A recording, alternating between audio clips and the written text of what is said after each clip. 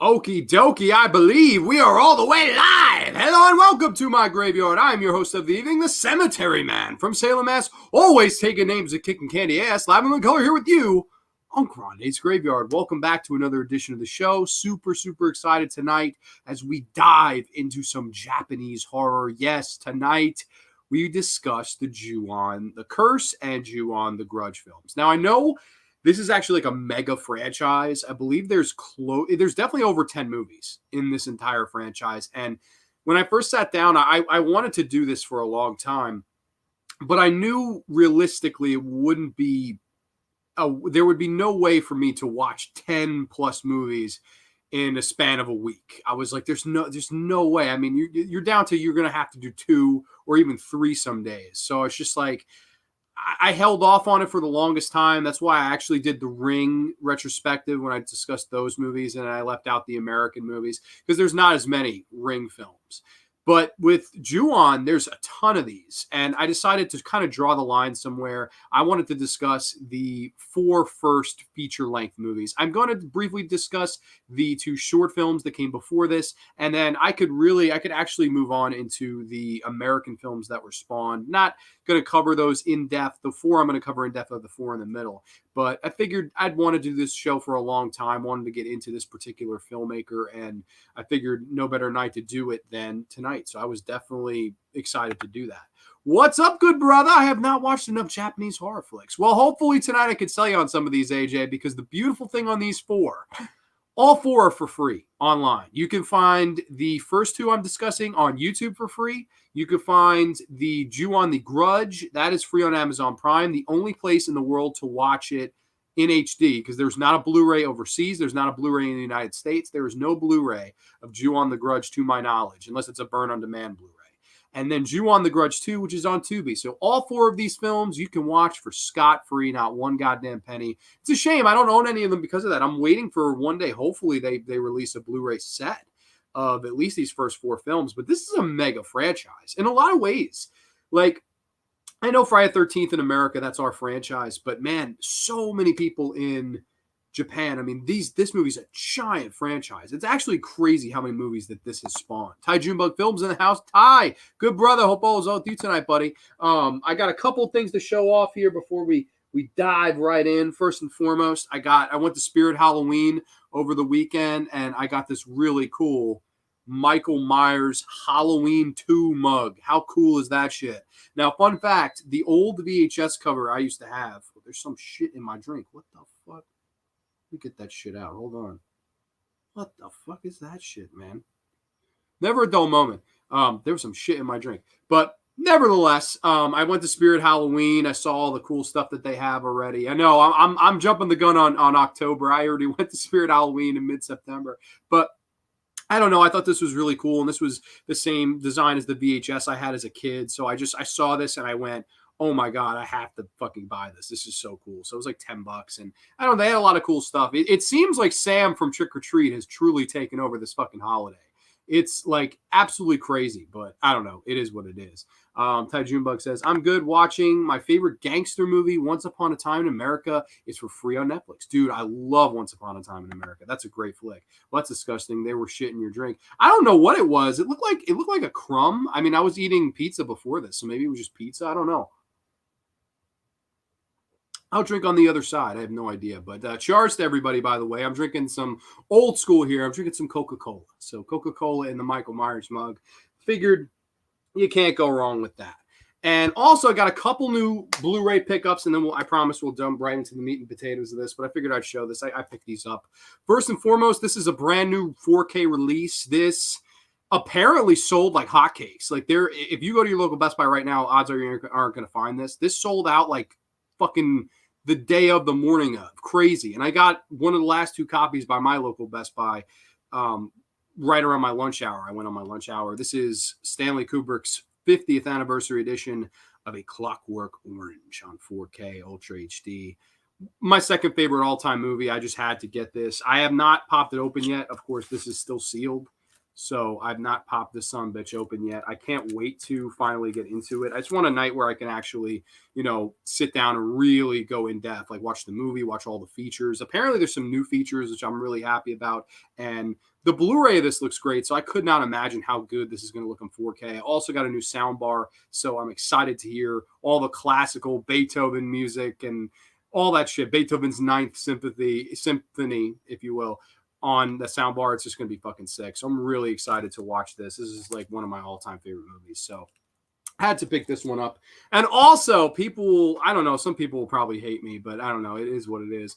I decided to give these movies another shot because I really didn't care for either one of them when I first saw them. And that is these two Spider-Man movies with Tom Holland as Spider-Man. I got to be honest, I rewatched Homecoming just a couple nights ago. I just don't like Tom Holland. I've tried and tried and tried, and people tell me that Tobey Maguire is shitty. I don't agree. I like Tobey Maguire a lot more than Tom Holland. I do think though, the reason why people like these two movies is that they're so lighthearted. They're almost like John Hughes films with Spider-Man in it. Like Spider-Man doesn't punch. There's a lot more of like the dealing with Spider-Man as a kid, like he's just a kid in life. It's lighter, and I think people really appreciate that. But I don't know, man. It's not my cup of tea. It's not terrible. At least the first one is. I haven't rewatched Far From Home yet. But man, Michael Keaton as the Vulture, he deserved to be in a better movie. Michael Keaton as the Vulture, he stole the whole movie. I almost wanted Michael Keaton to just win at the end. Like I was like, I don't care for this, man. I just don't care for Tom Holland as an actor. And I don't care for this director. I don't think he's good at action sequences. He should be making like John Hughes type of coming of age films. Like I think that's more why people like this movie. I think people see it and it's lighthearted and go, oh, okay. But like to me, the Tobey Maguire, the Sam Raimi films, they have great action. I like the actors. I think they all do a wonderful job, whether it be Defoe as the Goblin, whether it be Molina as Doc Ock, whether it be Tobey Maguire or Spider-Man himself. Even James Franco as Harry. I really like all the actors in the Sam Raimi films and in the action sequences where Spider-Man could punch, unlike these movies where Spider-Man doesn't fucking punch, which it infuriates me. I don't understand why he can't punch, but I guess that's Disney. I don't know. But I don't know. I'm trying to give these a relook. I saw this. I had a $50 gift card to burn. I got the Clockwork 4K, and I saw this sitting there, and I was like, you know what? Let me be fair. Let me try to give these another shot. So Homecoming, still middle of the road movie, like a 5.5 for me. But Far From Home, I will definitely give another watch. But I don't know. What do y'all think? Does Tom Holland stink as Spider-Man? Am I alone in that? I think he's terrible, but I don't know. People seem to love him. I don't know. Is what it is. I know Once Upon a Time in America is so great and composed by my favorite composer, Ennio Morricone. Dude, I actually watched recently my Stanhole Syndrome Blu-ray, which he also did the score for that.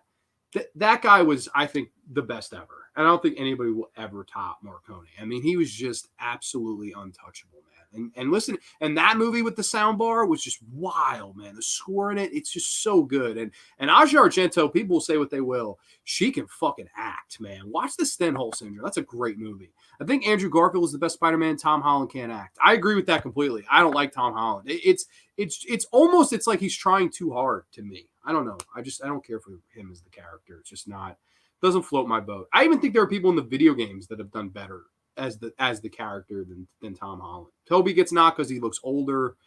I don't know. Garfield gets knocked because he's almost too cool to play the role. But I'll take the Amazing Spider-Man movies over these two easily. Like I don't even remember the Electro, the Jamie Foxx one. I barely remember that, and I would rather watch it than the two I just watched. Other than Michael Keaton. Michael Keaton was here, and the movie was like here. It was such a. I was watching. I'm like, yo, I actually would like to see Michael Keaton win, even though I know he's not gonna. Like I should have that epiphany. The composer of The Witcher, the video games. I think it's the closest we have to Ennio Morricone. That score feels like one of his scores. Oh, cool. I've never played any of those games, so I can't say, but I will take your word for it. Tom Holland has about as much charisma as what I did in the toilet a few hours ago. Oh, shit. Literally, oh, shit. But, that's neither here nor there. I'm just not a big Tom Holland fan. But I'm trying to be fair. I'm trying to give it another shot, even though I did not like it the first time. I did not care for it the second time, but we'll see. But without further ado, I guess we can dive right into these movies because this is This is a show I've been wanting to do for quite some time, diving into some Japanese horror cinema. And one of the Japanese horror movies that got me into not just Japanese horror, but Japanese culture. I'm very fascinated with Japanese culture. I know I briefly mentioned on the Ring Show that, I mean, the biggest sport in Japan is baseball. That's my favorite sport. Wrestling is huge in Japan. And of course, horror is huge in Japan. And in the late 1990s, when Ringu came out, it was the start of a sort of revolution of Japanese horror movies. And what I think is interesting when you look at it is Ringu sort of focused on the videotape aspect and Sadiko literally coming out of your television screen and into your living room. And I always thought that was brilliant to use technology to your advantage. And I always thought the world of doing that. And then, of course, you look at Takashi Miike's film One Missed Call, which is using the cell phones in a way to kind of move horror from the 1990s into the new millennium and using these technological aspects to your advantage. I love when filmmakers do that. Like, I just love it. I think it's fantastic when you're creative with what you have in the present day. And I think, Ringu, One Missed Call, those two movies are no exceptions when it comes to utilizing what you have in front of you.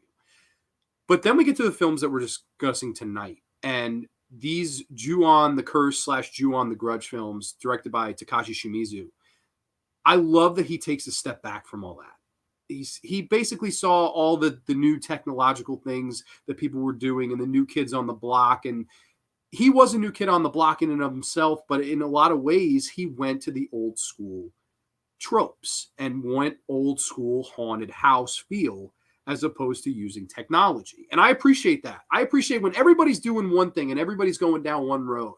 I always love the filmmaker that says, no, I'm going down this road. And Takashi Shimizu is one of those guys. Of course, he got his start as a film student, and he basically impressed his teacher so much. His teacher was the director of The Cure. I forget his damn name, but he also directed the Japanese film The Cure, and basically impressed him so much in class that he offered him to say, hey, I need you to make 2 short films for me, and we're going to submit them and see if they can be put into maybe a horror anthology down the road.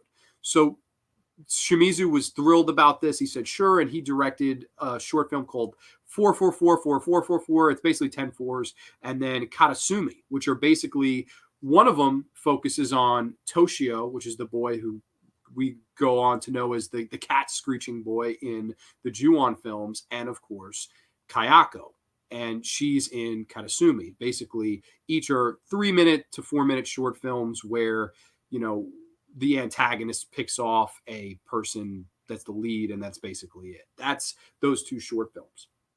And basically, he made these 2 short films. They get accepted and get put into a horror anthology called Gakko Kaden G, which is basically Ghost Story G.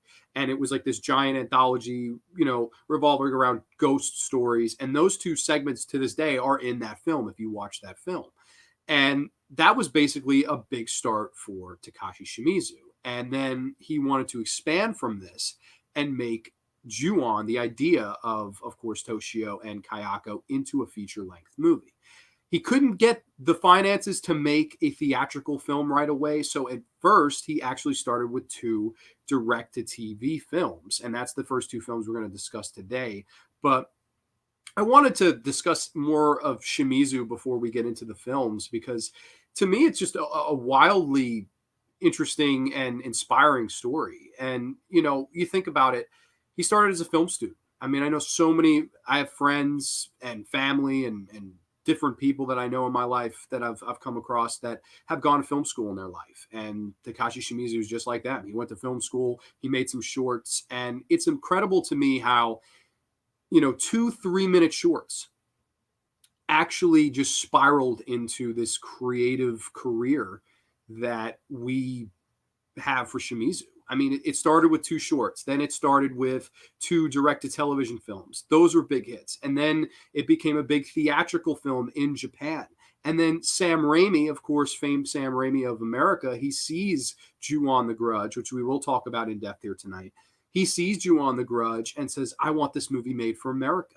And he flew Takashi Shimizu into America to remake The Grudge in America with, of course, Sarah Michelle Gellar is the lead. I know they did film the movie in Japan, but it's crazy. He went, like I was saying, those 2 3-minute shorts to 2 TV films to 2 theatrical films, flying to the West Coast to make a theatrical film that grossed $39 million in its opening weekend. $39 million.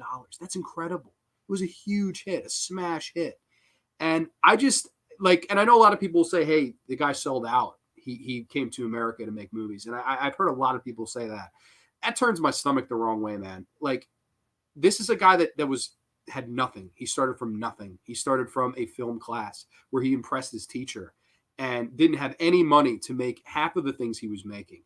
But it was through his creativity, it was through his talent, and it was through his old school mentality of the horror genre, wanting to scare us again. It wasn't the fact of let's be cheesy. It was I want to scare the shit out of you.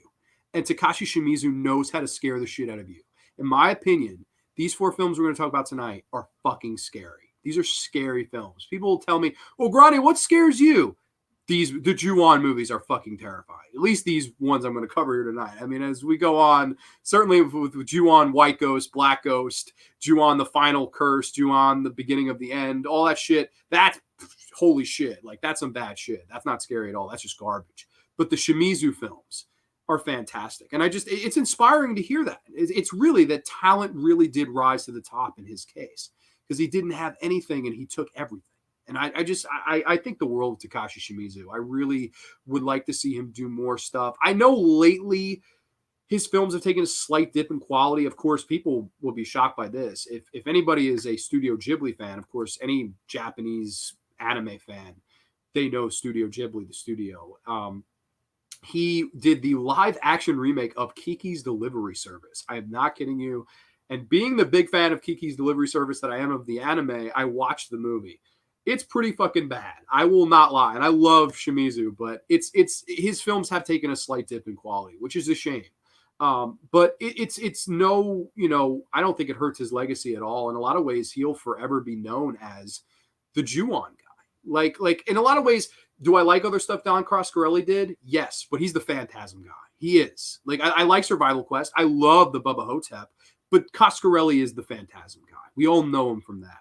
Even probably my favorite filmmaker of all time, George Romero. I love Creepshow. I think the world of Martin. I love The Crazies. I like The Dark Half. I like Monkey Shines. I like Bruiser. He's the zombie guy in a lot of ways. And I look at Shimizu in the same light as those guys. Takashi's done other good stuff. I like Reincarnation. I like, I think he's made some other good films, but he's the Juwon the Curse / Juwon the Grudge guy. That's really Takashi Shimizu 101. And I think that I just think the world of him. I think he's a fantastic filmmaker. And every time I think of his story, it just inspires me. It makes me want to go out and make 2 3-minute short films because those 6 minutes combined changed his life forever because then he got another chance and a little bit more money each time gradually. And he always looked at it as a glass half full mentality. He wasn't ashamed to bring his film and remake it in the West with The Grudge, with Sarah Michelle Gellar. He said, why don't I try to do this again and make it even better? I like that mentality. To me, as a filmmaker, you have to have that mentality. If you walk in and you know it's a remake and you're not passionate, your heart's not involved, it's going to turn out as a shit product. It will. It will be a Psycho 1998.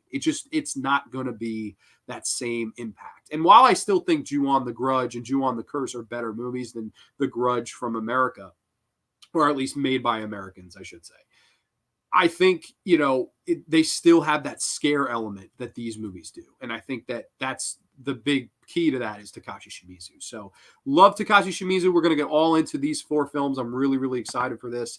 Anyway, Japanese horror movies, I think, are some of the scariest horror movies we have now. A lot of Japanese directors nowadays know how to direct horror. Yes. And, especially with Shimizu, I think the main thing is there's never, there might be a laugh here or there, especially in Juwon the Curse 2. There's a great laugh, but they're serious movies. They're very old school in their mentality and execution of the genre. That's why I love old school feeling horror movies. I just love his approach. And a guy like James Wan, I think, is another guy like that. He has an old school approach. He was a big fan of giallo films, big fan of using color, big fan of using all of these resources from the old days and adapting them to a new film with a new idea.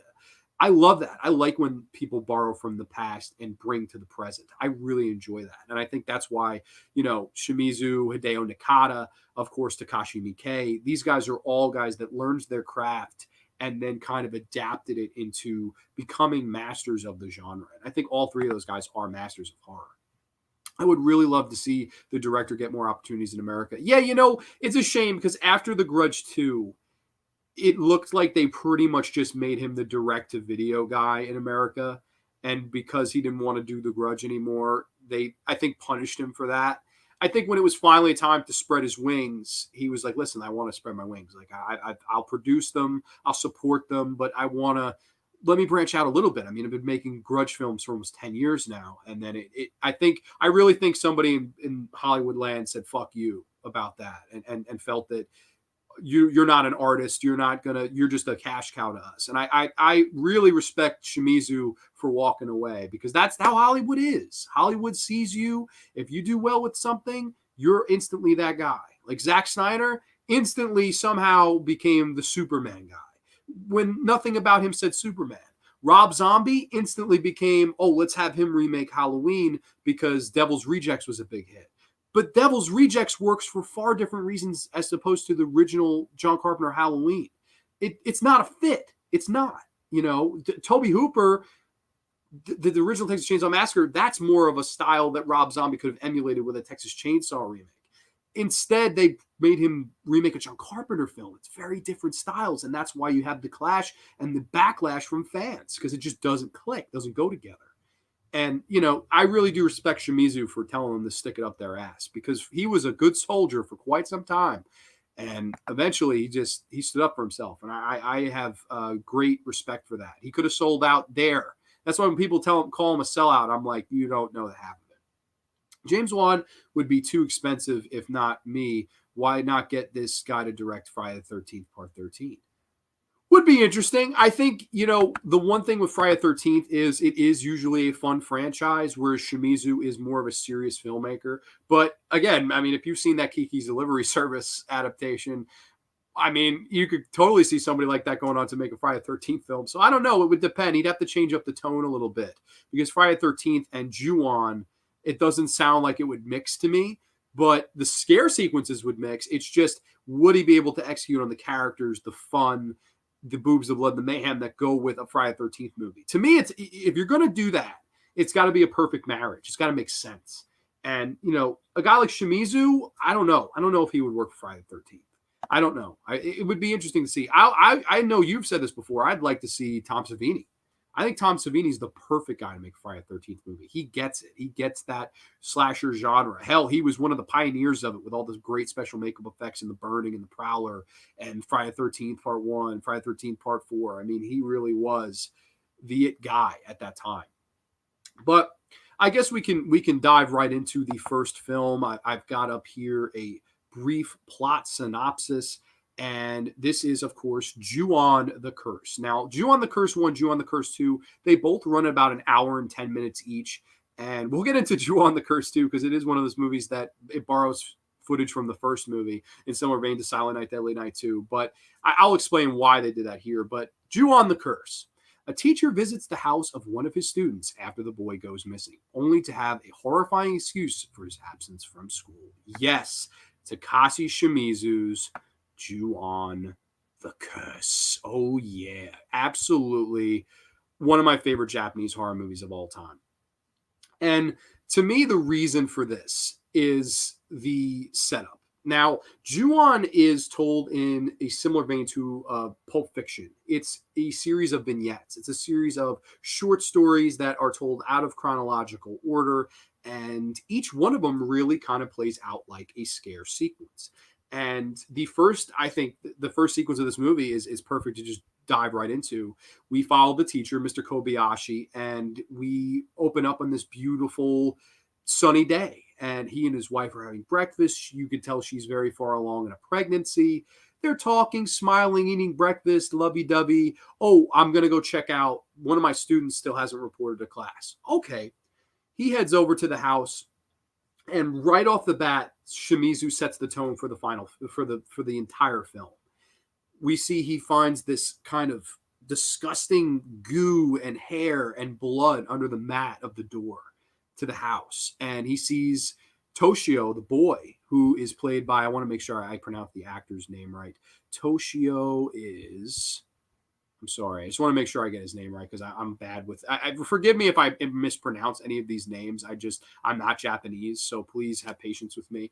Toshio Sayaki as is Ryota Koyama. That's his name. I just wanted to make sure. If I botched it, I apologize. You can feel free to correct me. But he sees the boy Toshio, and Toshio is a little banged up. He's got some cuts on his head, his bandaged knees, and he's sitting on the couch, all defeated, just looking like the most pathetic, sad kid in the world. And Mr. Kobayashi, what happened? What's wrong? And he's not getting really much. He's getting one-word answers, and we hear for the first time, we almost hear this cat screech.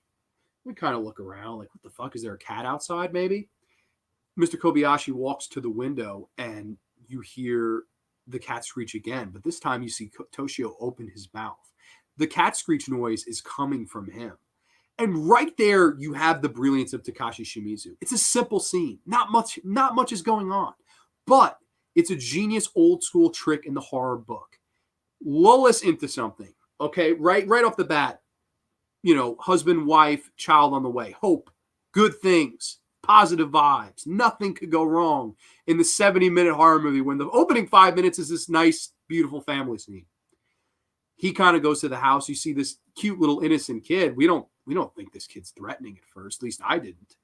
Of course, he is threatening. That one sense of innocence and safety and okay, we're okay with this kid, he takes that away from you, and it's all right off the bat telling you this is off limits. No one is safe, and even if this kid can turn, anybody can turn. And it's a immediate swerve to the viewer, and I think it's just fantastic. Every time I watch it, I'm like, oh my god, that's freaking creepy.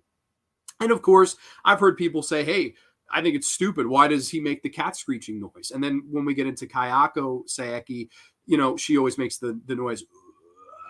I can't really do it. It's like I can't do it. I don't know. But she makes that kind of croaking noise. And then Toshio uses the kind of cat noise. Now, as we get deeper into these films, we find out that, the tragedy that happened and why there is a curse, a Juwon curse. And the reason for that is their father, the father of Toshio and Kayako's husband, he killed them in a fit of rage because Kayako actually was head over heels in love with Mr. Kobayashi. Now, we find this out in this film, but it is told out of chronology. So we find later on in the film, even though it's one of the first things to happen in the film. So for sake of making the review slightly easier, I will discuss that here. Of course, Takeo, he, in a fit of rage, finding out about Kayako and her love for Mr. Kobayashi, she writes in this diary how I love you and how I watch you and you take care of the kids and I wish you were the father of my son. And she writes all of this really deep shit. And Mr. fucking Takeo Sayake, he is not having any of this, man. He fucking freaks out and murders the fuck out of Kayako. He fucking strangles her, crushes her throat, and that's, I always think, why you got that groaning voice. I can't fucking do it, but some people can. I don't know. I can't do the fucking groan croak thing. But he also stabbed the shit out of her with a box cutter, puts her body in the attic, and then runs into Toshio and figures, I've started this. Now I have to kill him. Drowns him and the cat in the bathtub together. And, a lot of people say that's why Toshio makes the cat screech, is because their souls merged when they were killed at the same time in the same way by the same person. But I also think it's worth noting, and in my research I found this out, there is a old Japanese folklore where the, ghosts or souls of innocent children that pass in a way become strays. And I think that might be more so what Takashi Shimizu is hinting at, that if his son, of course Toshio, dies, he's a stray now because he died in an unjust time, in an unjust way. He was murdered. And I love that cat screech. And to me, when I think about this, it's the genius of, wow, like we can hear these two voices, that Kayako croak, that Toshio cat screech, and we automatically know what movie you're talking about. And there's only one other horror villain that I can think of when it comes to that, and that's Jason with the or the, of course, that's of course how it sounds. We hear that, we think Jason, we think Friday the 13th. When you hear that groan, when you hear that croak, when you hear that cat screech, you automatically think Juwon. You automatically think Kayako and Toshio Saeki. And, that's just incredible in and of itself. But we have a couple comments here. Sorry, these were late to load in. Aiden Baver's in the house. Hello, everybody. What's up, buddy? Hope all's well with you tonight. How do you spell James? Would be too expensive now, Aiden. Okay. You guys are talking about the Friday the 13th movie, talking about some lawsuits. Okay, I hear you. But yeah, no, I think right off the bat, just making two memorable villains, and having a tragic past. Like they both have the tragic past of that heartbreak. Kayako didn't even do anything. She didn't even cheat on him. But it was the sense of that she loved another man that just ate Takeo alive, and he goes on the absolute bloody murderous rampage that he does. And he doesn't just stop with his own family. We'll get into that towards the end of this. But the rest of this movie sort of plays out as, like I said, a series of creepy vignettes. And I love the second story where there's a girl and she's afraid of cats. She doesn't like cats, of course. In a Ju-on film, being scared of cats, not a good idea. Although I do know the actor that plays Toshio does not like cats either. So it's funny that like he's known for that, known for making that cat screech, and he doesn't like cats in reality. I think that's pretty funny. But of course, you have him, and she's sitting in this house, and you see at the beginning of the segment, she's turning all these little figurines of cats away from her. She's freaked out by it. And there's these great kind of false scares that Takashi Shimizu uses where you can hear very faintly at first, you hear the cat noise. And you're like, oh, okay, I heard that. And then her friend comes over, they're talking, and we don't hear anything. But the girl's still saying she can hear it. And I love that too. That's another thing. That's a trope of horror that if I ever made a horror movie, I would love to use, whether it be, us seeing something or hearing something. I love when a character in a film can see or hear something and us, the viewer, and everybody else in the film cannot. Because right off the bat, it really gets us on alert. It gets us on high alert. She says, did you hear that? And you almost want to fast or rewind it and turn up the volume. Oh, I didn't hear it either. It almost makes you second guess yourself, and you're really listening to see if you can hear what she hears. It's another great kind of classic trick up the sleeve of Shimizu. It's kind of giving me that false sense of, oh my God, like did I hear it? And once you make me second guess myself, now I'm hearing things / seeing things that may not even be there, and that's the beauty of Lovecraftian horror. Of course, it's always the fear of the unknown and describing these things without even sometimes seeing or hearing them. And if I can't see or hear them and I'm still afraid, you're doing an excellent fucking job at directing. And I think there's no exception right here.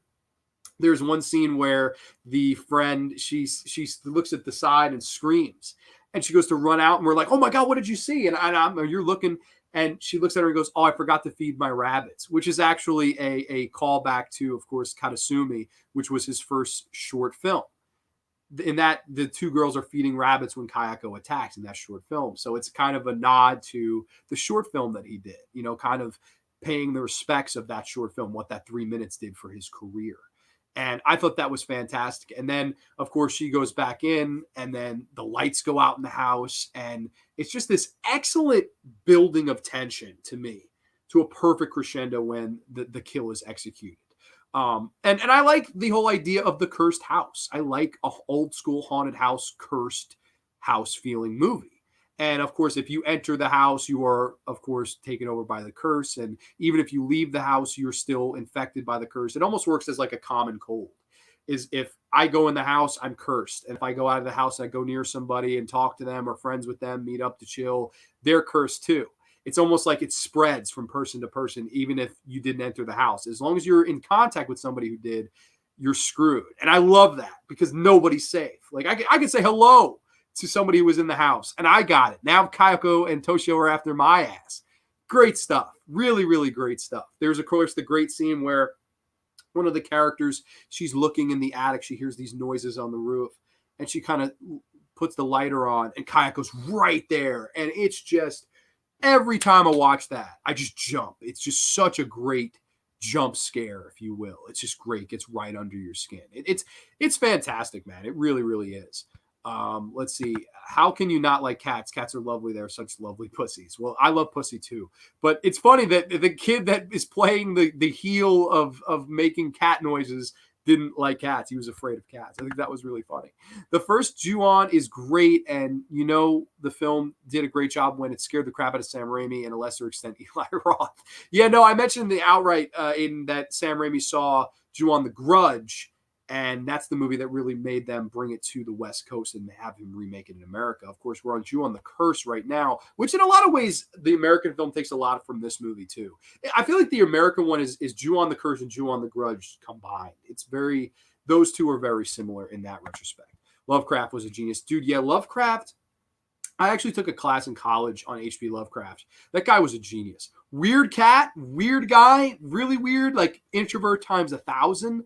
But he was really smart and really ahead of his time. He was a piece of shit, too. Don't get yourself wrong. He was not a good person. But H.P. Lovecraft was a genius, and his mark is still met today. I love it when filmmakers make a short film and they impress somebody in Hollywood and they can call and make a feature length of that film. And for example, was Lights Out. Yeah, no, and Shimizu is a perfect example of that too. I mean, those two short films gets him the rights to make these 2 TV films, which then gets him the rights to the 2 theatrical films, and then the 2 theatrical films. All of a sudden, he's in America, and his movie's grossing $39 million over the weekend in its first week. Like, that's incredible stuff. That one idea just grew to this giant juggernaut, to this franchise that is still going on today. I believe in 2020, there was just another Grudge movie. So it's crazy how it's still going on in both Japan and America. It's wild. I love pussy both kinds. Wink, wink, wink, wink. Me too, man. Me too. But yeah, getting back to this movie, I love the kind of finale when Mr. Kobayashi, he is in the house. He finds Toshio. He's trying to get out of the house, and he gets a call. And instead of just ignoring the call, getting out of the house, he stops to answer the phone, and it is Takeo. And he calls him in a bloody phone booth. And this, I mean, when I first saw this, my eyes really bulged out of my head. He calls him in his bloody phone booth, and he has what appears to be a fucking dead fetus in his arms, and blood just all around this phone booth. And he's almost taunting him. He says, "Hey, Kobayashi. Hey, buddy." And he's like, "What did you do? What did you do?" He goes, "I killed your wife. I killed your unborn kid. And now I'm going to kill you." And he's threatening him over the phone. And it is one of the scariest visuals because Shimizu, he shoots it from the outside of this bloody phone booth. The windows are all spattered in blood. And you just see, you can only imagine what he did to this poor fucking woman who did nothing. He cut the baby out of her and then he puts it in a duffel bag and starts smacking it on the fucking concrete. You're just like, oh my God. And when Mr. Kobayashi hears this, he just kind of just slumps down. He realizes that his whole family is now gone, or soon to be family is gone. And then we get it. The freaking greatest shot in any of these movies. Kayako kind of crawling down the stairs to kill him. And it is just so creepy. He sees it. He doesn't move because he's in a state of shock. And he's also scared shitless. He gets to the door after watching that legendary classic shot of Kayako coming down the stairs. To me, that's right up there with Sadiko coming out of the television and into your living room. To me, it's right up there with Jason jumping out of the water and grabbing Adrian King down with him into Crystal Lake. It's just iconic to see her do her thing, and the way she moves, the old school, using the shoulders and the slowly but surely kind of tactics to kind of build the tension, build the fear. really well executed. And he gets to the door, of course, he opens, he turns around to see if she's there, and she's right above him looking down and kills him. I mean, just that's horror 101. To me, it's horror 101. It's holy shit, all this shit just happened with Takio, and he murdered Mr. Kobayashi's family. Holy shit. And then Kayako pretty much almost returns the favor and kills him to just almost put him out of his misery. Great stuff. I mean, really, and gory for these films that don't normally have that much gore in them. These are not considered gore films. These are not slasher films. Even though people do get picked off one by one, it's your old school classic haunted house movie where you don't see much of what happens to the people that do get captured by Kayako and Toshio. You don't really see much. It's all implied, and yet it's still very scary. That's the difference. I know, off-screen kills bug me from time to time, especially in slasher films. A lot more in slasher films than they would in a paranormal ghost film.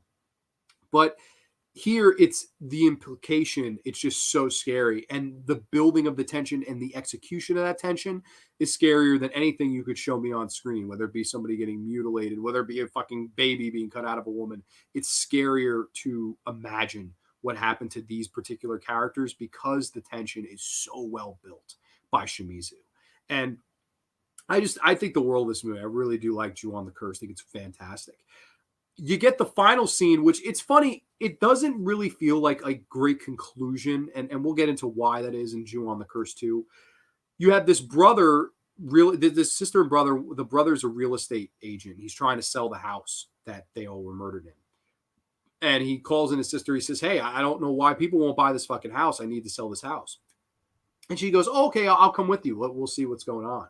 She instantly kind of knows that something's up in this house. She's looking around. She's like, something's off in this fucking house. And she sees some sake in there, and she starts to drink the sake, and she says, "This is disgusting. This doesn't taste like real sake." And there's another Japanese folklore where if you drink sake in a house and it doesn't taste quite right, if it tastes rancid, you know that there are spirits, bad spirits in that house. And if you taste it, it tastes bad, the spirits are going to come for you and kill you. So you shouldn't buy the house if the sake tastes bad.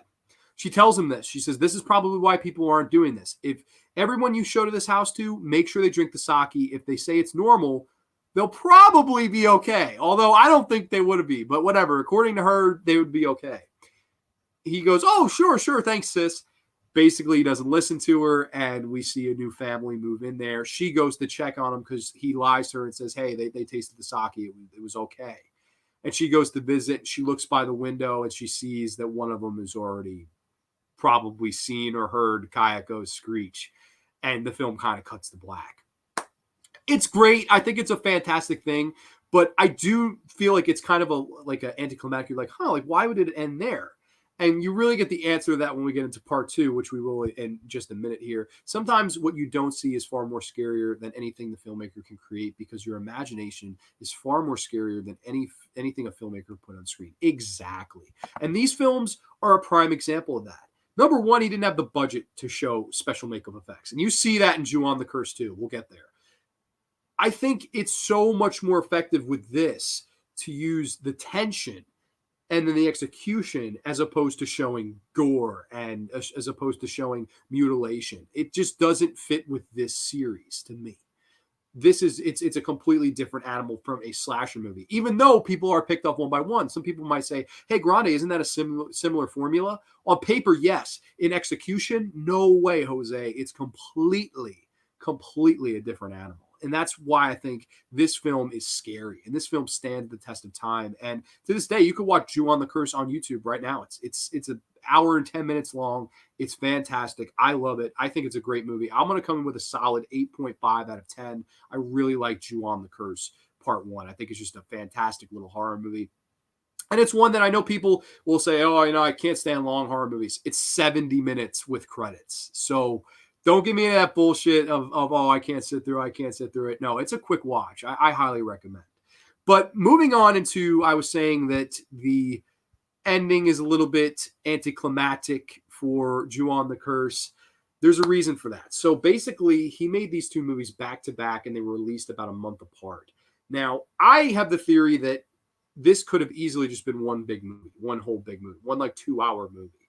because the first 30 minutes of Juwon the Curse 2 is the last 30 minutes of Juwon the Curse 1. In similar vein to films like, of course, Silent Night, Deadly Night 2, that basically shows the entirety of the best parts of Silent Night, Deadly Night 1, and then you get the last half as Eric Freeman just being absolutely fantastic.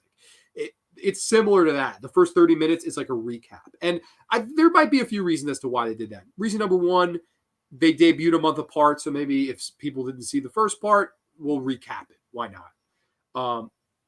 Reason number two, I think it easily could have just been 1 2-hour film because it doesn't really feel like two different movies. In a lot of ways, it feels like a to be continued, and then this is the second part of the to be continued. In a lot of ways, it really does work as one. I don't know if there's anybody out there that could cut these two movies together, Ju-on the Curse and Ju-on the Curse 2, and just have them be 1 2-hour movie. I think that would be really cool if somebody did that. But the sad thing about these two movies that people don't realize is that these two movies, Ju-on the Curse and Ju-on the Curse 2, they don't have DVD releases in America.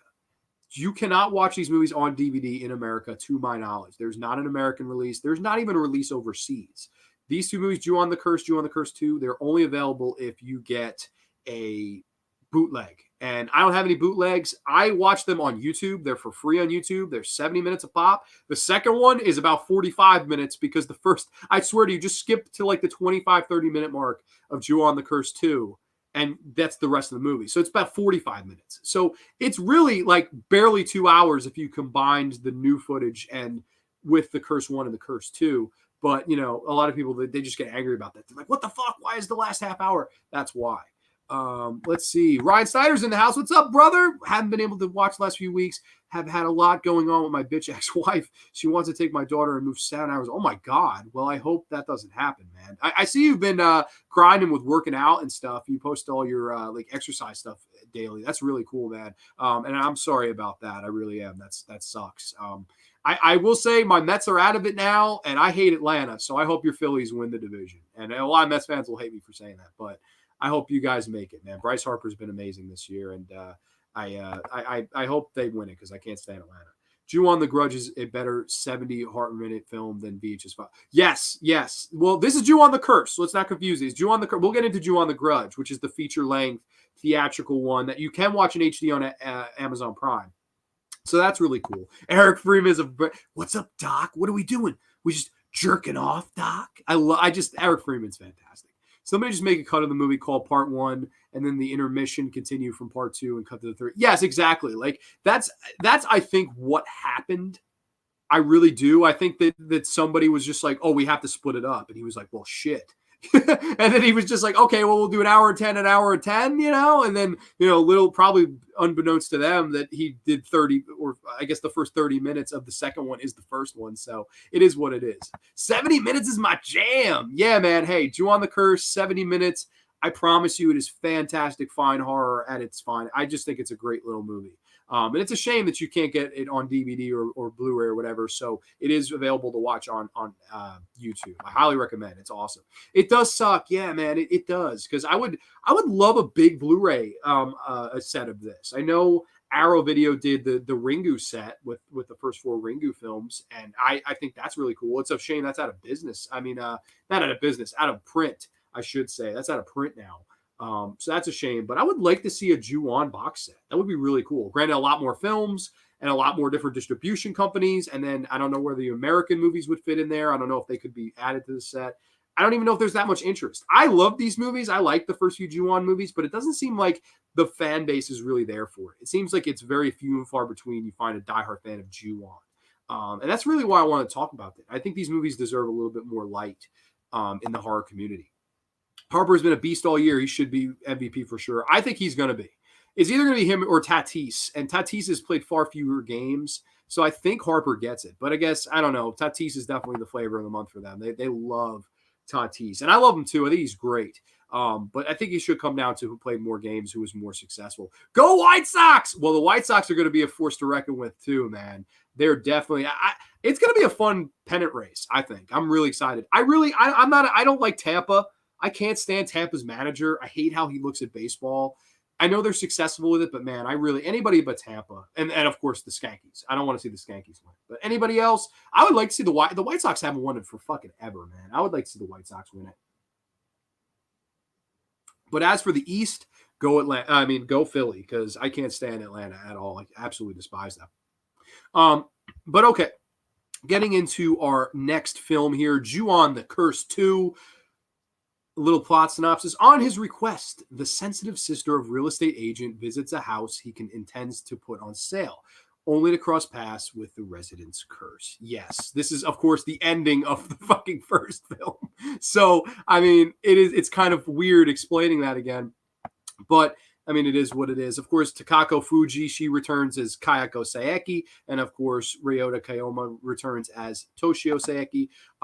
This is really just more of a classic case of the body count continues. This is a slight step down, I would say, from Juwon the Curse 1.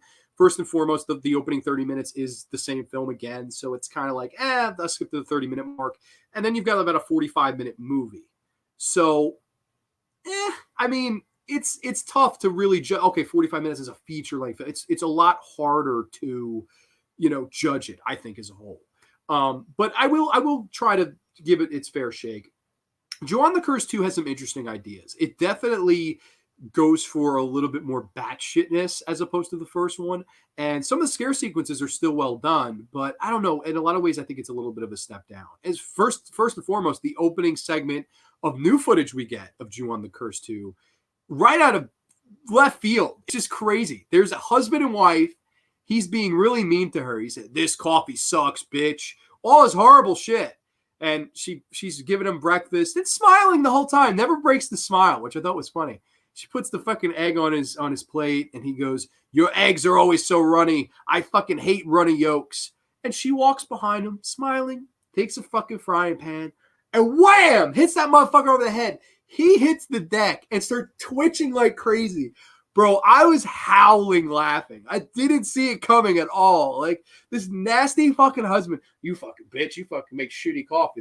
You call this an egg, man? This is some runny ass yolk."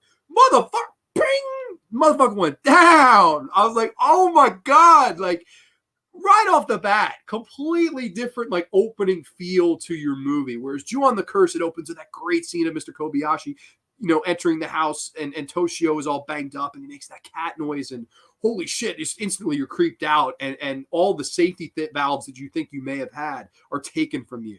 This opens up with a frying pan to the fucking head, and it's just like, whoa, like, we're off to the races, man, because in a lot of ways, this movie is like the final act of Juwon the Curse. It's almost like Juwon the Curse is acts 1 and 2 with an anticlimactic finish, and then this is act 3. But, with being just act 3, it's kind of weird. It's like they chopped the movie 2/3 here and then a third here. It feels very incomplete because of that. Even though this is a segment where they throw a lot of the shit at the fan and go for it, it's lacking a little bit because it doesn't have any of that great tension building that the first film has. To me, this is more of a accelerated version of why Shimizu's work works, but I think it's missing something, and I think that the running time kills it. It really does. It's like 45 minutes. But there are some memorable scenes. There's one scene where there's one girl, she goes to the school and she's getting the call, and of course on the cell phone it says 44444, which is again a callback to his other short film that he made and inspired these movies. I liked that, and of course 4 in Japan, in Japanese culture, that's a symbol of death. The number 4 is a symbol of death. And that, of course, a bunch of them repeating is bad fucking news. Of course, Toshio's in the classroom. Really good scare sequences there. There's a great scene where she comes home and she goes up the steps, and her mother, "What's the matter, honey? You're very quiet today." She kind of turns and she has no jaw. Her jaw's been ripped off.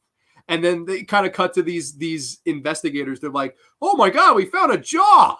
Like, I wonder, is the bitch that had this jaw still alive? She must be. We can't find the body." Of course, she's just walking around without a jaw, which I thought was like, I was like, what the fuck? Like, again, very weird, very unfitting for the rest of these Juwon movies. I feel like Juwon the Curse 2 is the one that it feels the most unlike the other Shimizu ones. It's the one where he tried a lot of different shit, and I think he really just threw ideas at the fan and tried to see if any of them would stick. I really kind of think that was the approach here. And it's batshit. It's entertaining, but I don't know how much of it really lands. It's really up to the eye of the beholder, I think. But the thing about this movie that I always remember, and that absolutely just as a kid had me running in circles when I saw this, was the finale. We follow this boy. He's being picked on in school, and he's looking out the window, and he looks back, and these kids are making fun of him. He looks outside, and there's Kayako, and she's standing in the pouring rain and just has her head down. Really awesome shot. He turns back, and none of the kids are there. All the kids, the teacher, everyone's gone in the classroom. Really creepy setup. Okay. He turns back and looks outside. Now there's not just one Kayako. There's multiple Kayakos. And she's trying to get in. They're scratching on the glass. There's a great shot where it's not CGI. It's not everything. It's fucking a bunch of extras dressed as Kayako scratching at the glass, banging on the glass to get in. And he's like, oh my God. He runs out of the room, and everywhere he turns, Kayako is there. He opens his locker. Kayako is there. He runs down the steps to try to get out of the school. And there's a great shot of he's walking down the steps, and you have a pillar. And he gets to the bottom. Bam! Kayako is right at the pillar. Fucking absolute roller coaster ride. One of the best last 10 minutes of any movie. It's so, you're like, oh my God, it's just again. Like, it's wild. It's absolutely wild. It's a wild ride. He runs back in, and you get that final shot of multiple Kayakos walking outside. And I think what I interpret is, I think Takashi Shimizu's idea was her curse multiplies. For every person she kills, there's another Kayako. And even though this doesn't happen in any of the other films, this is not a theme ever brought up again, it's very interesting that he tried this here. And visually, it's stunning. It's scary. It's really like the thing I remember from this movie the most. Because in no other Grudge film does anything like that happen, where it's multiple Kayakos and scratching at the glass, and holy crap. It's really just a upped version. And I appreciate that. Part of me is entertained by that. It is a slight step down, though. It's not why Ju-on works as a whole. But I do think if you're not a diehard fan of Juwon the Curse or Juwon the Grudge, which we'll get into next, you might like this one because it's just a third act. It's just batshit. And I know some people that will love batshit. And man, this is that. And it's damn scary too. It's still, don't get me wrong, Shimizu is still able to scare you. But man, like, this is just one of those ones where he just absolutely went out of left field and just went for it. And I don't know, it's very entertaining. It's not my favorite, probably of these four movies, my least favorite, but not a bad film by any retrospect. It's hard to rate 45 minutes of new material. If I had to, I'd go with like a 6.5 out of 10. It's around there. It's one of those, I would like to watch the movies combined, like an ultra fan cut. That would be really cool if they did that one day. So hopefully down the road, an Arrow video or something, they'll release a box set. Dude, I have the same. Do you really? Dude, yeah, I got this a couple weeks ago at Spirit Halloween, and I saw it, and I was like, I have to get this. This has to be mine. I have the VHS cover I had was this cover, so I just went, that's a no-brainer, man. So cheers to that. Absolutely love this. The Red Sox are better than the White Sox. Ooh, all right. It sounds like he threw everything. He did. He really goes for it. And I like that. I like when filmmakers do that. The Grande cut. Yes, there's the Snyder cut. There's the fucking, what other cuts? The Cabal cut. And now there is the Grande cut. Yes, give me the fucking reins, man. I'll cut the Juwon the Curse and Juwon the Curse 2 into some crazy shit. I would absolutely love to do that. I think these two movies deserve a physical media release in the United States. They deserve a physical media release anywhere. It's a disgrace that you can't buy these movies on DVD unless it's a bootleg burn on demand. I think that's bullshit. But they are for free on YouTube, so if you haven't seen these, please do check them out. I know they were on Shudder for a little while, but I don't believe they are anymore. And I don't believe these have ever been converted to HD. So it is the classic shot on shitty-o, as people say, video quality. But even that, even the lesser quality, adds to these movies because it's the same creep element, and you can't see things as well as you'd like. If you sparkle this up, if you polish this up, it could lose a little something. So I don't know. There's something about Ju-on being shot on shitty-o that it adds to the atmosphere, it adds to the scare sequences. And that's when it boils down to is the scare sequences and how effective they are. And man, I look no further than here. I think these scare sequences are so well done. And the one where I think he gets it the most right is the next film we're going to discuss. This is from 2002. This was his, of course, theatrical effort. He finally, of course, I was saying in the beginning, he did the 2 short films for his teacher. He got those submitted. They actually were put into an anthology film. Then he made the 2 made for TV films. And then now he got his chance to really hit the market and hit the big screen. And he did in a big way with 2002's effort, Ju-on the Grudge. Yes, you can watch this one on Amazon Prime for free. Highly recommend it. It's the only way you can watch it in HD, to my knowledge. A mysterious and vengeful spirit marks and pursues anyone who dares enter the house in which it resides. Yes, Ju-on the Grudge. Now, I always loved that this movie opens up with a little bit of a tale discussing a little bit about Ju-on and the fact and discussing the curse, that if anybody enters this house, they are in fact cursed. Like I was talking about before, like the common cold. If I enter, I go out, I go get some pizza with AJ Zetro, he's cursed too. And whoever he comes in contact, they're cursed too. So it's kind of like a curse that can spread from person to person, even if they don't enter the house. I really like that. This to me is a culmination of watching a great filmmaker grow and come into his own. We discussed the short films where they're creepy, they have their ideas, but they lack money. Same thing with Juwon the Curse and Juwon the Curse 2. You see the style there, you execute the scare sequences, but again, we need a little bit more money. We want an hour and 30 minutes. We want a feature-length film that's not divided in 2 and 30 minutes are added here and 45 minutes are here, and it's all over the place, those 2 movies. They are, whether you love them or hate them. I love the first part, at least. This is, you got 90 minutes, make something, do something with it. And Shimizu did something with the 6 minutes in the short films. He did something with 70 minutes twice with the 2 TV films. And in this movie, the whole hour 32 runtime, he just absolutely, I think, mastered the art of horror filmmaking. This is, like, to me, one of the great Japanese horror movies of all time, Ju-on the Grudge. It's my favorite of the entire Ju-on series, and it's just fantastic. Of course, again, the scare sequences in this are great. In this one, you do follow like a lead character, of course, Megumi Okina as Rika. She's kind of intertwined between all of the segments in one way or another. She may not be the star of all the segments, but she's sort of the closest thing we get to a main character. It's similar vein to the remake. It's Sarah Michelle Gellar. Even though she's not in everything, she's sort of the main character that we follow. This to me, though, is the culmination of Takashi Shimizu at doing what he does best, and that's directing. I think he's just a fantastic filmmaker. Of course, some of the scare sequences that jump out to me right off the bat is the one where the one character, she enters the house, and it's after the husband has found his wife dead. And he's all distraught, and he's, get out of the house, get out of the house. And he's even talking a little bit like Takeo. So in similar vein, thinking maybe Takeo took over him for just a few minutes. She gets out of the house and she goes back to her apartment thinking nothing of it. And she was in the house for a minute. She took 2 steps in the house and she's cursed. She goes back to her hotel, and of course she just feels a presence with her. And Shimizu's build of this is fantastic. We see her go to the bathroom. We hear a noise. We hear that croak, the Kayako croak, I call it. She leaves the stall, and you kind of see this kind of image moving out of the stall with her. She runs, gets to safety. Oh, my God, okay, I found a security guard. I'll check it out, ma'am. He goes to check it out. She's watching him on the screen, and, of course, you see this kind of black ambiance just grab him into the door.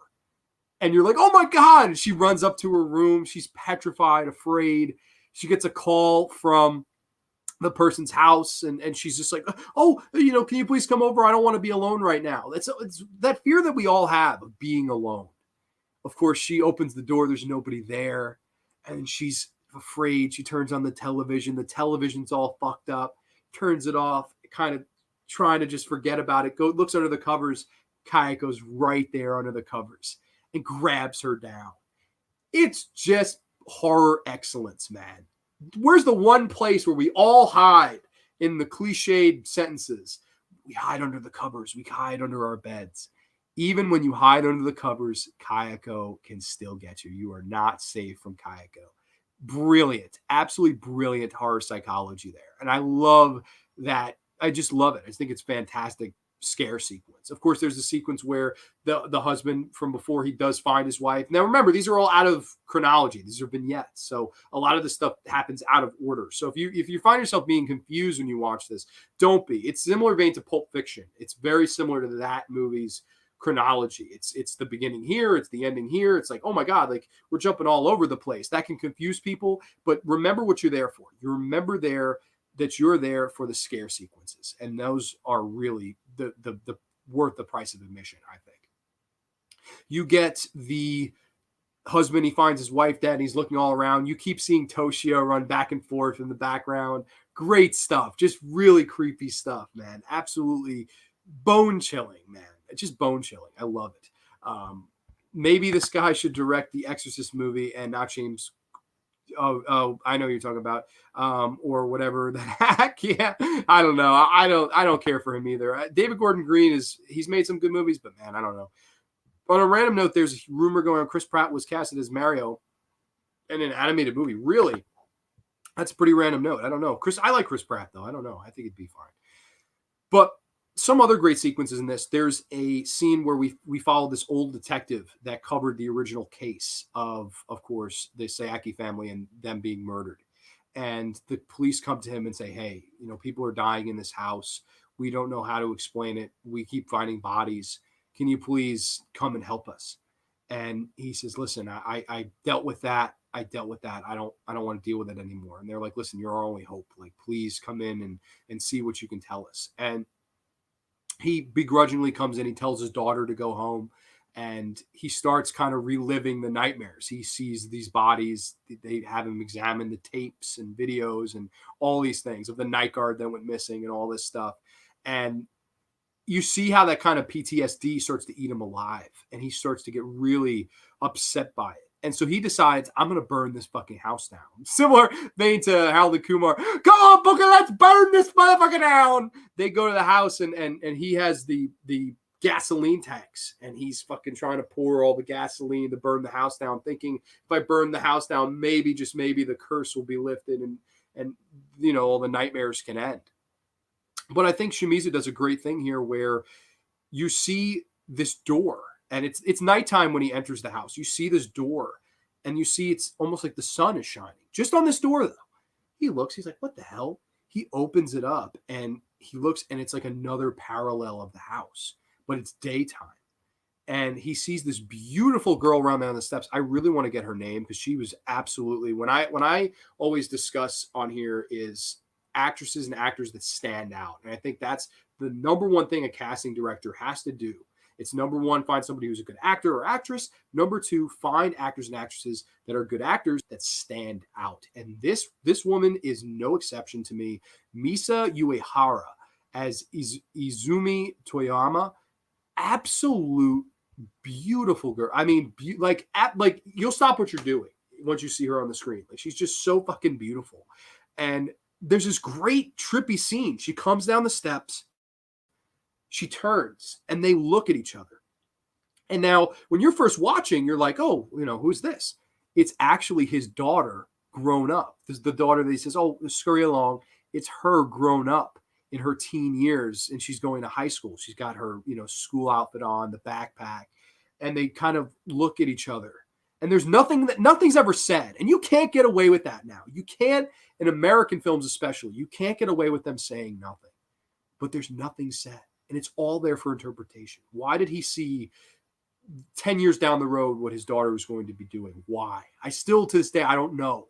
But it's so damn trippy. And you immediately kind of lean forward. You're like, whoa, like, where did this come from? Again, it's nothing that Shimizu really plays with much in the other films, but really cool scene here. And then she leaves the door, and you follow her on her way to school. And that opens up the next segment, which you focus on her. And we learn that her father has passed away since this accident happened. So in a lot of ways, it was almost like their two characters, the way I interpret it, is them having foreclosure. on their relationship. I love that. I think it's so crazy that they did get to see that one final goodbye before she went to school that day, even though he dies 10 years before that. Crazy, confusing, I know, but really, really trippy and really interesting kind of theme to play with. But you follow Izumi and she goes to school, and it's a great shot of these three girls. They're walking to school, and you see this missing sign, 3 girls missing. And Izumi is immediately, she's kind of disturbed by it. And you're not sure why. You're like, I wonder why that upsets her so much. I mean, was she friends with these girls? And as the segment kind of goes on, you slowly but surely learn that she was with these girls the day they went missing. All 4 of them were in the cursed house. And you can hear them discussing drinking the sake, which is a call back to Juwon the Curse. The sake tastes funny. Oh, obviously, the spirits are after them and they are now cursed. But she's afraid to go to school. She's afraid to open the blinds. She has all these newspapers covering up her room. Her friends come to visit her and she yells at them to leave. I mean, it's really tense. You're fucking terrified for this character. And like I said, her beauty and her performance, it's inspiring. It's like, wow, like whoever casted her, man, did a great job because she's so watchable, so easy to watch. And you really are afraid with and for her. And then you get it. These scenes where her friends that are in the Kayako makeup start kind of breaking through the glass and through the newspaper reels. And she's screaming and running around the house, and they kind of corner her. She's trying to barricade the door. They get through easily. She backs up into this kind of dark hallway, and we see Kayako. She just instantly appears above her, kind of grabs her like this. It's a great visual of her grabbing her, looking, and then pulling her away. And you see her legs kick and then fade to black. And we cut to the next segment. Wow. Just great stuff. The grief of, I didn't die, but I should have. And I miss my father because he was affected by this. And I should have known better than to go in that house that day and be exposed to the curse that is. And she did it anyway. And she pays the ultimate price. And man, it's just, again, it's filmmaking, old school horror filmmaking 101. It's a beautiful actress. We're scared with her, scared for her. The tension's built and executed to a wonderful, creepy, terrifying payoff, I think. It's my favorite segment in Ju-on the Grudge. It's just wonderful. And then, of course, it kind of, the story comes full circle where we follow Rika in the final segment. And I like the final segment. It's the very ending is the only thing in this movie where I'm always like, I don't really know about that. They introduced a new theme that I can discuss here too. But I think some of the Rika stuff is really good. There's a scene where she's in the shower. Of course, she's washing her hair. And then you see a hand kind of come out of the back of her head, like helping her wash. And you're just like, oh shit, like what the fuck, man? There's a great scene where she's working at this hospital and she's strolling along this guy in a wheelchair. And the old man, he's an old man, he keeps doing this. And I swear to you, the first 2-3 times I watched this movie, I never realized what it was. I was always like, what the fuck was this old man doing? Was he just loopy? Was he just like crazy? Like, what the heck, man? What is it with this old man? He keeps doing this. And at one point, there's somebody even stands in front of him, this adult man. He's like, who are you playing peekaboo with? He's like, come on, old man. And the old man's like, get out of the fucking way. And I remember, I was like, what was that scene, man? It took me about 2-3 viewings before I noticed it. There's a very, very brief blink and you miss it shot where she's strolling him back into the hospital and the door closes. And for a brief second, I swear, blink and you miss it, you see Toshio right next to him doing this. He was playing peekaboo with Toshio. And I think it's a lot of ways whereas the old man is so close to death because he's an old sick man that he can see Toshio. And Toshio and Kayako, they're not even going to attack him because he is such an old man so close to death. Instead, they're playing peekaboo together. I thought that was great. And you really, I swear to you, if you're not paying attention, if you're just, if you're really not razor focused, in on this, you can completely miss it. Because I missed it the first few times I watched it. But when you see it, you're like, oh my God, like what the fuck? Like what a great little gag there. Really fun stuff. I love that. I love that little nod from Shimizu. And then, of course, the final act, you kind of get this reveal that Kayako almost takes over Rika's character, and like you see all the stuff that Kayako has done, but it's Rika's face. And then, the final shot is her, and she's almost turned into her. I don't know. The very ending of this, I'm always like, I don't know. I would have just had to kill Rika, but I guess they were trying to accomplish something, like where she kind of has these flashbacks and she sees Takeo murdering them, and she kind of sees and witnesses what Kayako witnessed before she was taken from us. And then in vain almost sort of becomes her, but in the other films, it's never really brought up again. So it's kind of a blah final twist to the end, but the whole movie as a whole is fucking great. I think this is an absolute all-time classic horror movie. One of my favorite Japanese horror movies. I will come in with the rightful score of a 9 out of 10. I love Ju-on the Grudge. I think it's a great fucking little movie. Really, Shimizu, the time that he came into his own. And I think he finally got enough money to work with to execute on every level that he wanted. All the scare sequences are memorable. All the segments are memorable. I love playing with the vignettes in the chronological order. And it's just fantastic. I think it's really, really well done horror. And to me, it's the most important movie the guy ever made, because like we were saying at the beginning, Sam Raimi saw this movie and said, we need to bring this guy in and have him make a new horror movie.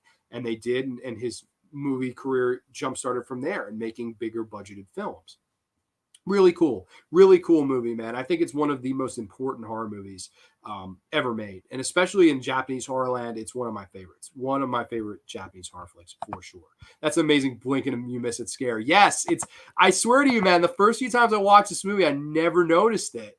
And then I was like, oh my God. Like not this last time, but the time before it. I was sitting there and I was watching it and I was like, oh my God. And I rewound it and I was like, oh my God, holy shit. Like that is absolutely bonkers. I just love that fucking little throw in. It's really good stuff. But Juwon the Grudge, definitely my favorite Ju-on movie. I think it's an absolute masterpiece. But moving on into the following year, this would be the last Juwon the Grudge film that Shimizu would direct as a Japanese production and also shot in Japan. I do know the Grudge remake is shot in Japan, and then the sequel is when the series comes to America. At least the final segment of The Grudge 2 in America is in Chicago, I believe. So watch out, AJ. They're in Chicago in the final segment. But I love Ju-on the Grudge 2. This is a really, really lesser talked about sequel. This is really the one that kind of people forget about, but it's really fucking good. Again, plot synopsis. Juwon the Grudge 2. As their curse spreads on, the ghosts find their chance to live once again through the pregnancy of a cursed woman. Yes, Juwon the Curse 2.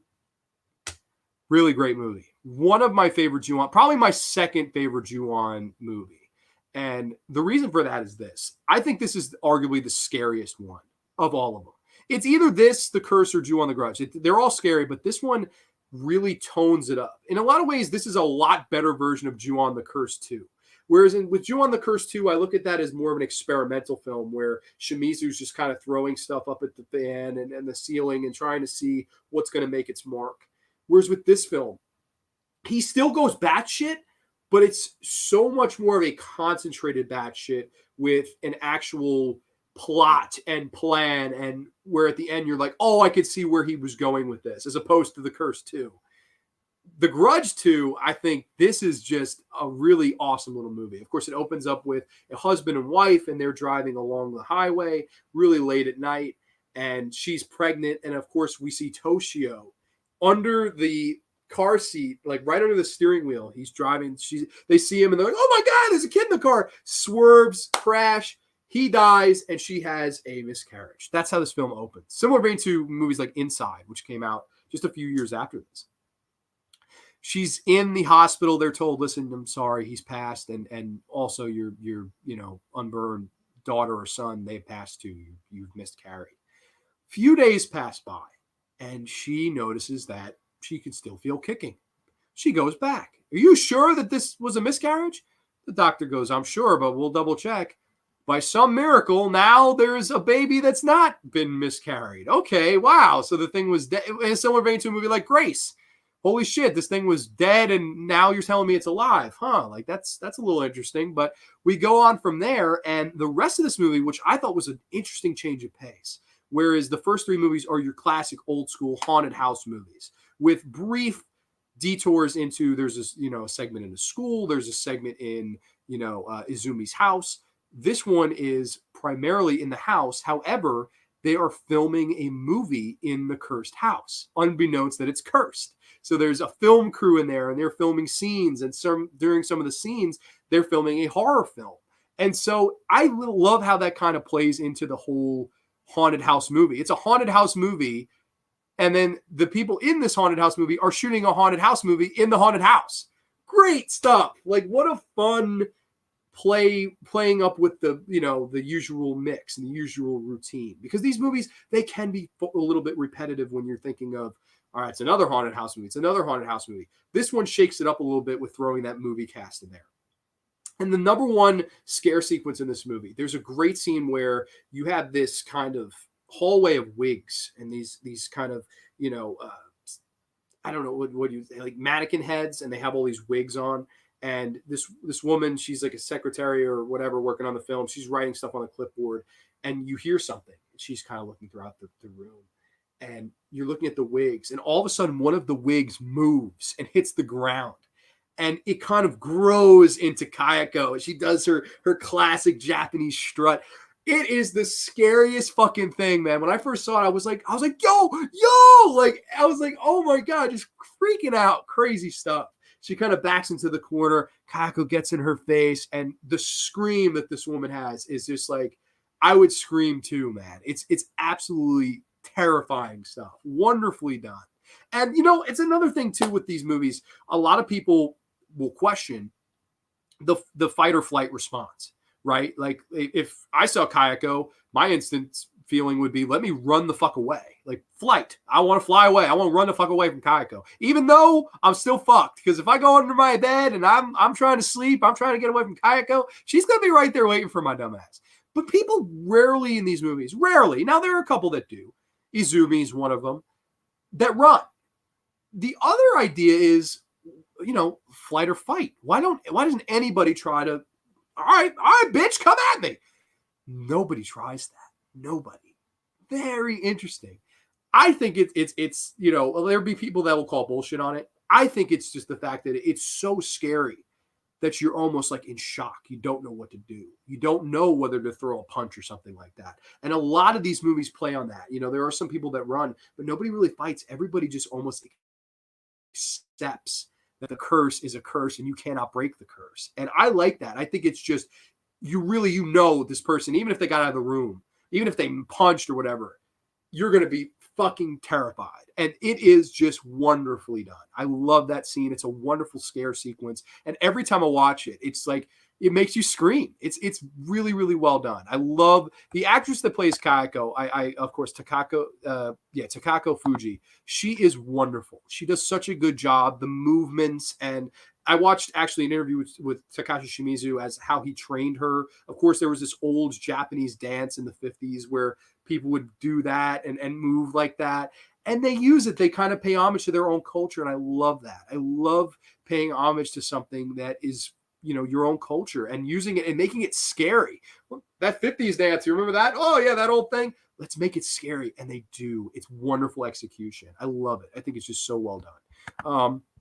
I loved it when guys like James Wan, Sam Raimi help short film directors make big horror films. Yes, me too. I love it as well. I totally agree with that. Would be really cool if they made an adaptation of the movie within the movie within the movie. Yes, exactly. And you get a lot of that here. I mean, they're making a horror film in a haunted house unbeknownst. It's really, and it adds a lot of tension. Rainbow Fright is in the house. It's too scary. You're frozen scared. Exactly. I completely agree with you. Rainbow Fright, if you're still here, I have a question for you. If not, no pressure at all. In October, and I've asked a few people to do, I don't know if you've ever read the Scary Stories to Tell in the Dark books. They're, a compilation of 3 short story, horror story books. And I've had a couple people pre-record themselves reading one. You have one of my favorite deliveries and openings. Are you ready for a scare? I can't do it as good as you. I can't. But if you wanted to read one of those Scary Stories to Tell in the Dark, and please do, please. I would love absolutely love if you wanted to. So if you want to, please, please just reach out. Or I know you follow me on Instagram. I follow you on Instagram. So if you want to exchange emails or whatever, I would absolutely love to have you read one of the stories. If you're still here. If not, I'm going to reach out. I was going to reach out to you anyway.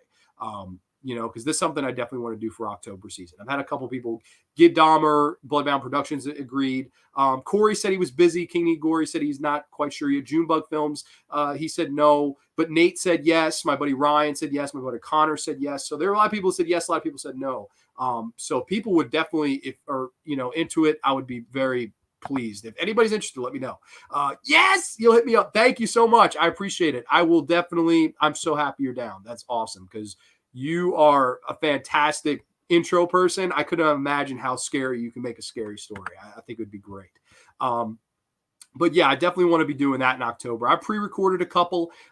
So yeah, and anybody that's here, if you guys are interested in that, if that sounds like something you'd want to do, read a short, scary story and submit it. And I post it on a video just for the October season, just because I love October time. It's just wonderful. It's something that I think would be a lot of fun to do. So anybody interested, please reach out to me and let me know.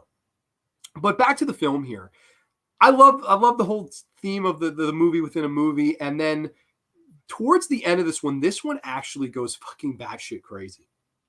Of course, we had our opening with the car crash and the miscarriage. And then you're not miscarried. Now the baby's alive. That kind of reversal. Weird stuff. We finally get to the scene where our lead character is giving birth. And it is absolutely wild. The entire hospital room where she's trying to deliver starts blinking, going crazy with the flashlights. And the doctors are going crazy. There's bloody murder, all this gore all around. And we see that Kayako has crawled out and rebirthed herself. I'm not even kidding you. That is the climax of this movie. And you're like, oh my God. She crawls out of the womb. And I think it's in a lot of ways them trying to say, Shimizu trying to say, this is the conclusion for Kayako's story. And, she was killed unjustly by her husband, Takeo, and only because she fell in love with another man, and Mr. Kobayashi. And she wrote about it in a journal. She never cheated on him. She never committed infidelity, yet she was still wrongfully killed by the lunatic that was her husband. And then her son and his cat, Mar, were both killed as well. And that's why these Grudge movies, they kind of have happened, right? Because of that one injustice to Kayako and Toshio, their characters. In a lot of ways, this is her chance to be reborn and live life again. She's getting another chance at life. And in vain is still the same evil, crazy lady that we all have, grown to know and love to know. And it's just fantastic. I love the finale. It's just wild. You see Kayako now as a child walking with her mommy.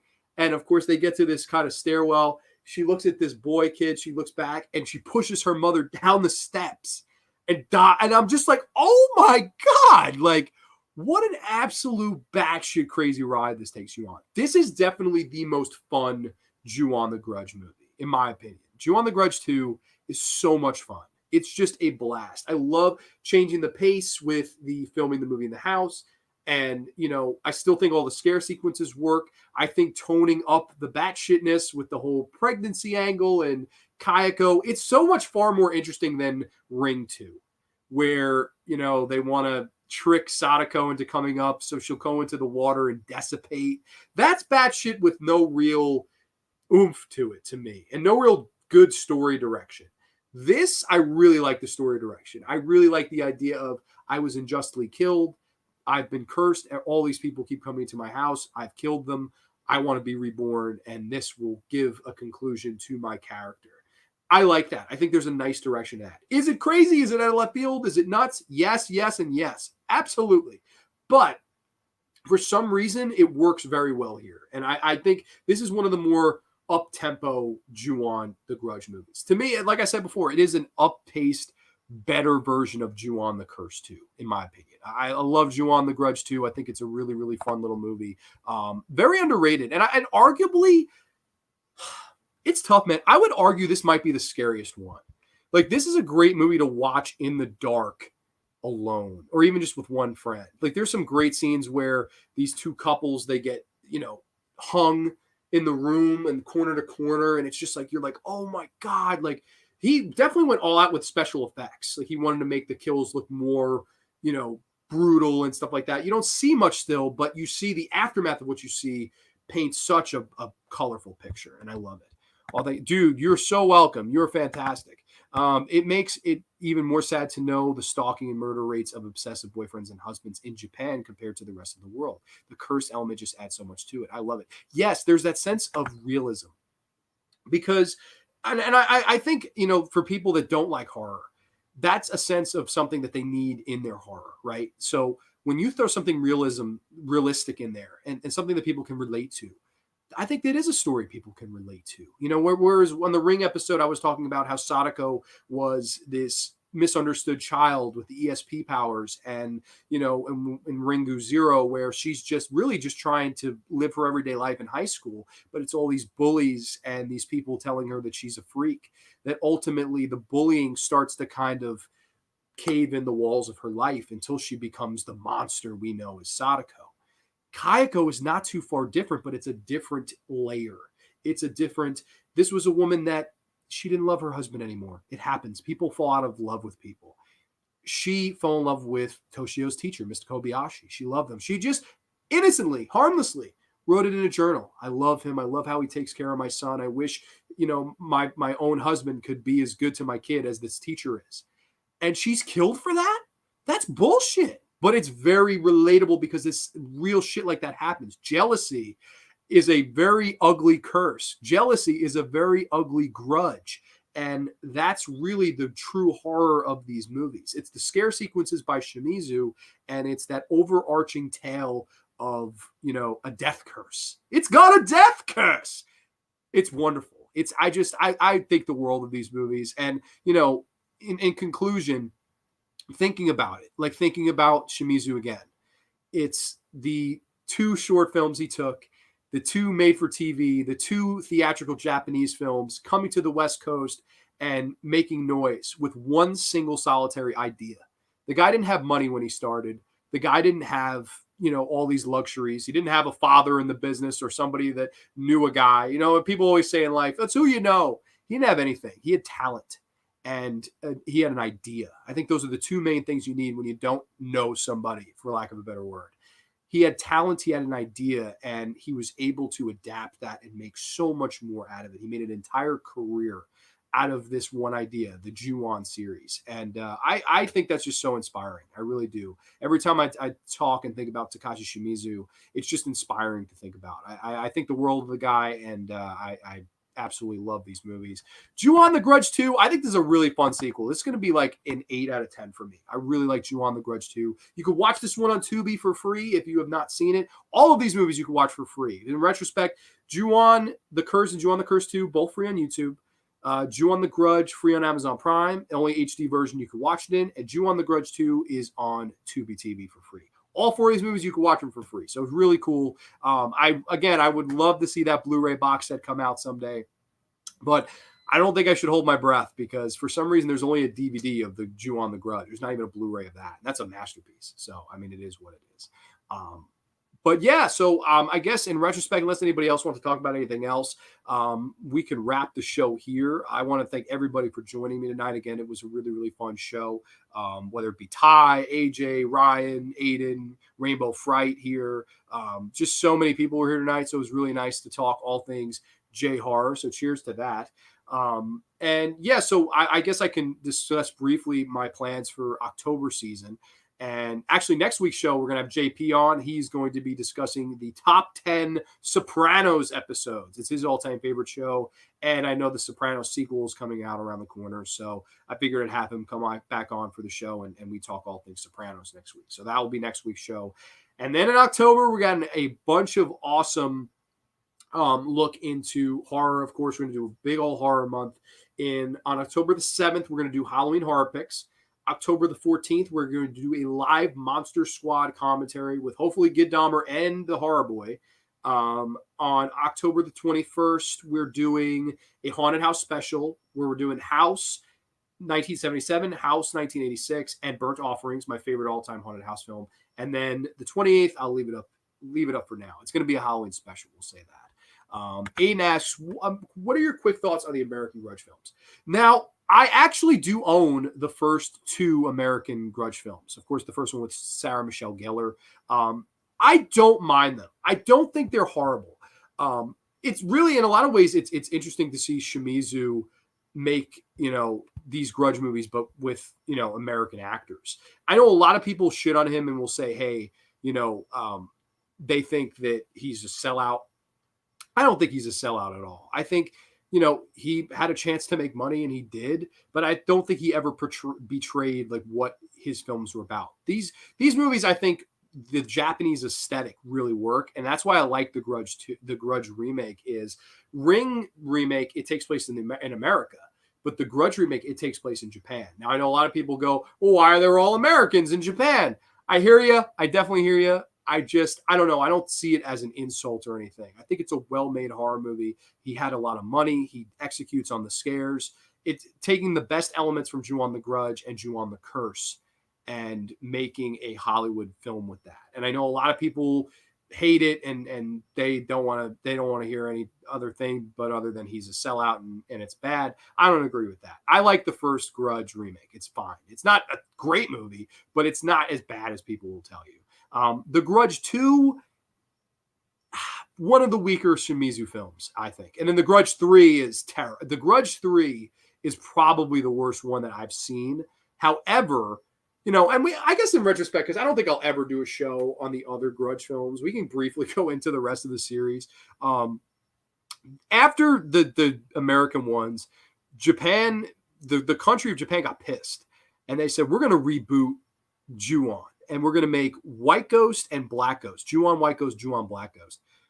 Both of those movies are not good. They're both bad. Ju-on White Ghost, from what I remember, was a really weird movie where this woman running around with a fucking basketball in her hands, like, kills people like Kayako.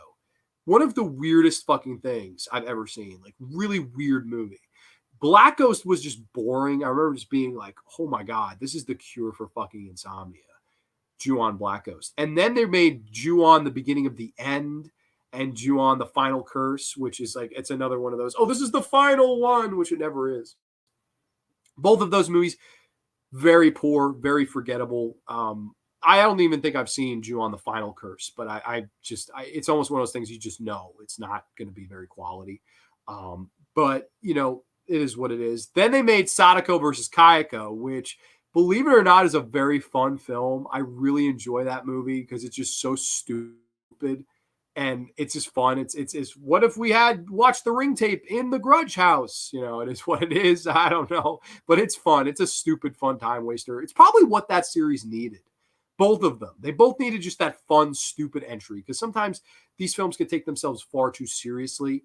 And those are definitely, two franchises that do take themselves seriously. It was fun to see them just do something like Freddy versus Jason, and they merge at the end. Really stupid. And then, of course, they recently did the Grudge reboot in America, which I've heard from everybody it's fucking terrible, and that Kayako and Toshio are not even in it other than the opening scene. It's one of those movies where if you're killed in Justice League, you can become just like Kayako and Sadiko. Not Sadiko, Toshio and Kayako. Really fucking stupid. I don't know. I hate that. They did that with the Candyman too. Like anybody could be Candyman. Anybody could be, a Ju-on. I don't like that. I think like it's so much interesting talking about these characters because we know their stories. Then it's like, oh, let's have this, and this character. Like really a huge waste of good actors like John Cho, who I really like. Of course, oh God, what's her damn name? From the Insidious films. Lin Shaye, she's in there. I would assume it's bad. I have not seen it though. I can't lie. Glad I caught the end. Cheers. Looking forward to your Halloween special. Thank you so much, Rainbow Fright. And I will be in touch with you with the scary story to tell in the dark. Thank you so much for joining. I appreciate it. I can't believe the director who made Splinter made the Grudge 3. Yeah, me neither. That's like your classic sci-fi original movie, even though it's not. It really feels like that. It really feels like The Grudge 3 was a made for sci-fi movie. And that's one of the only Grudge films I can recall where they show Kayako killing somebody. which completely misses the point. Like, that's, to me, the American ones get the bad rap because of The Grudge 3. I think people look at The Grudge 3 and go, what the fuck? You know, and even some of the exposition in The Grudge 2 remake, I hear you, but I don't know. I certainly don't think that The Grudge Remake and The Grudge 2 are the worst movies in the world. I really don't. Shimizu still helps. Once they moved on from Shimizu and only had his executive producer blessing, then shit turned for the worse. The Grudge 3 is so bad it killed the director's career. It's a shame. Splinter's a movie I really like, and it's a shame. But Aiden, that goes to show you, man. And I've talked about this on the show before. You know, we look at guys like Alex Aja, who made High Tension, and we I know you and I both love Alex Aja. We love High Tension. But think about it, like, the next thing they wanted him to do was make remakes. And then you have a guy like him who makes Splinter, a wonderful low-budget horror movie, and then the best job offer he has after that is, make the third Grudge remake sequel. Like, what? Like, why is that his next job? Like, to me, that's just pathetic that you can't give the guy anything else or give the guy more money to make another original movie. That's why when all these people come up to me and go, shouldn't Mike Flanagan do Elm Street? No. I don't want anybody doing Elm Street. I've seen enough Elm Street. The last Elm Street movie I saw, fucking Freddy Krueger was a gardener. And you guys want more Elm Street? Come on. Enough. Let Elm Street die. Let it fucking die. Just let it die. Please. Just let it die. Like, the guy who did Splinter should have gotten another chance to make an original movie. Or give him more money to make another Splinter movie. This is what Shimizu did. We worked our way up. We worked our way up the building blocks to make a career. You hand a guy a third sequel in a franchise that people don't already like to begin with, that's going to go direct to DVD. What do you think's going to happen? Like, it's Hollywood loves to put talent and back them into a corner and throw reboots or sequels at them. And their mentality is, he did this good original movie, he'll make a good sequel. Bullshit. It may not be the worst sequel in the world, but the fucking problem is that guy shouldn't be making sequels to things that he wasn't ever attached to. Let him do something. Let him fly. Let him grow. Come on, Hollywood. You're better than that. Really, you're not, but it is what it is. The Grudge 2020 had that shitty 2000s look. Why was Hollywood trying to bring that look back? I don't know, man. I don't know. That movie, I saw the trailer, and I just went, no. And then immediately when it came out, I believe it was the first movie released of this decade. I think it was the first January movie released in 2020, and people went to see it, and people hated it. So I don't know, man. I've stayed far away, man. I just I don't know. I maybe one day, because I've watched some bad Ju-on movies. Let's face it. Ju-on White Ghost is one of the stupidest movies I've ever seen. Like, with this bitch running around with a fucking basketball. Like, I don't understand that at all, but it is what it is. Sir Sam Spade 7 is in the house right towards the end. What's going on, good brother? Hope all is well with you tonight. Hey, how's it going? But yeah, no, Aiden, I don't know, man. When it comes to Hollywood now, I'm surprised that they would try to reboot The Grudge, but it goes to show you how much money the idea is. This idea that was presented in 2 3-minute shorts in the late 90s for, an entry to make a, anthology Japanese ghost film, has still to this day has people making sequels to it. It's a huge franchise. It really is, whether people like it or not. The Ju-on franchise is gigantic, and there are some great entries like the ones we talked about tonight, and there are some lesser ones as well. But that is what it is with every single horror franchise. But I guess without further ado, we will call this a night. I want to thank everybody for joining. It was a really, really fun show. So I wanted to say cheers to everybody. We're just a week or so away from Halloween season, Rocktober, Shocktober, October, if you will. I'm really excited about that. Next week, we'll be venturing out of horror, like I said, Sopranos episode. But in October, I promise, we'll be doing all things horror content related. And I'm hoping to throw maybe another ranking video out in October, because I've had fun doing those random ranking videos. Maybe something Halloween related. I don't know. But until then, I will be back next week with JP as we rank our top 10 Sopranos episodes. Sir Spade Sam left the like. Thank you so much. I appreciate that, sir. Much appreciated. Much appreciated. Thank you. So everybody, cheers to a wonderful, beautiful, safe weekend. We will catch you next time only on the graveyard. Long live Kayako.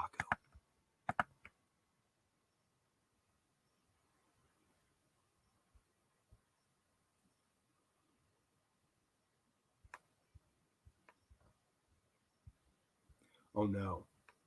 This is one of those things where my stream won't end again. Oh no! What the heck? I hit end broadcast. Why does this happen to me randomly? Having trouble connecting? Please check your internet. My internet's fine. Goddamn, we're trying to end the stream. Classic internet probs.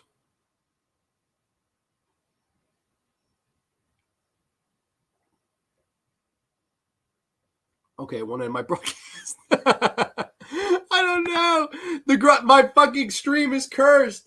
It's cursed. Oh no. I can't end the stream. What the heck, man?